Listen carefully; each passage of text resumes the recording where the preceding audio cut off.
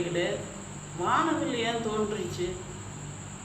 நோவா என்ற ஒரு கர்த்தர் தாத்தா, அவர் நீதிமானும் உண்மை பயந்து இருந்ததுனால கர்த்தர் அவரோடு இடைபடுவார்.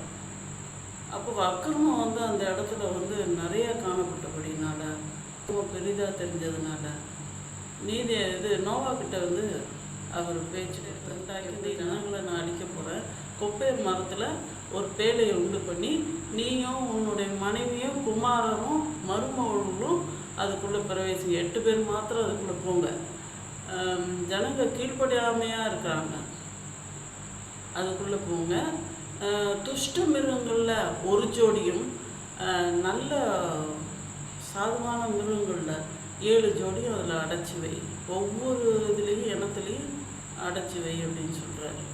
அவர் கீழ்ப்படிஞ்சாலும் கொஞ்சம் வாங்க எல்லாரும் வந்துருங்க, பேழைக்குள்ளே வந்துருங்க, ஜலப்பிரளயத்தை பூமி அடிக்க போகிறார் ஆண்டவர், அக்கிரமம் செய்யாதிருங்க, திருந்துங்கன்னு சொன்னார். ஆனாலும் போட நீ சொல்கிறதெல்லாம் உண்மை கிடையாது, ஜலப்பிரளயமாவது இது அதுன்னு கொப்பேர் மரத்தில் பேழையை செய்ய உதவின ஜனங்க அலட்சியப்படுத்தினாங்க. அதனால ஆண்டவரே வெளியே அவங்களெல்லாம் உள்ளே அனுப்பி வெளியே கதவை அடைச்சிட்டார். அவருக்கு தேவன் தான் அடைச்சார். அப்புறம் ஜலப்பிரளயம் 40 நாள் இருந்தது, அது வடிகிறதுக்கு 150 நாள் ஆச்சு.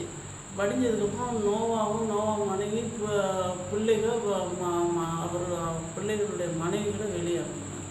வெளியே அனுப்பி அதன் மூலமாக தான் இப்போ நம்மளுக்கு ஜனத்தொகை பெருகுச்சு.